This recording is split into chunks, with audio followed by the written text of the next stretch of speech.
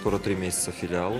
За эти 3 месяца детки уже кое-чему научились, уже успели полюбиться нами, стать нашими родными детками. Первая цель – это, конечно же, как можно больше научить наших детей, нашу молодежь правильно, красиво танцевать свой национальный танец, чтобы в любом обществе, на любом мероприятии наши дети могли смело выходить на площадку, показывать свою культуру, получать удовольствие от своего национального танца.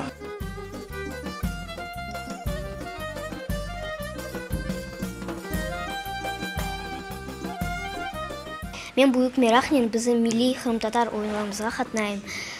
Мен балуқтан пек арзу етердім, біздің ойынlarımызға қатынамаға. Это наша культура, мне очень нравится, мы должны этим заниматься. Вот я уже много чему научился за 3 месяца. Біз бұнда хрым-татарша ойнайық.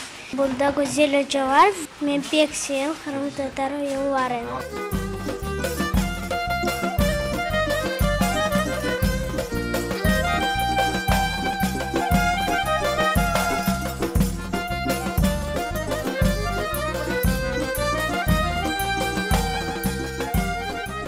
Бір оғламы и үш қызымы кетірейін мұнда.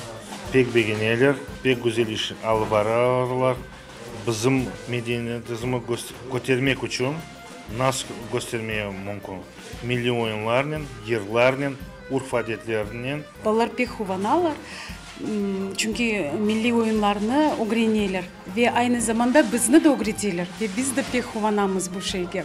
Medata hocamıza teşekkürler bildirmek isteyimiz çünkü ilk önce birinciden bizim milli oyunlarımızı saklap bizim balalarımızga öğretkeni için, bizim milli oyunlarımızı popülerize ettiği için büyükten büyük teşekkürlerimizi bildirmek isteyim.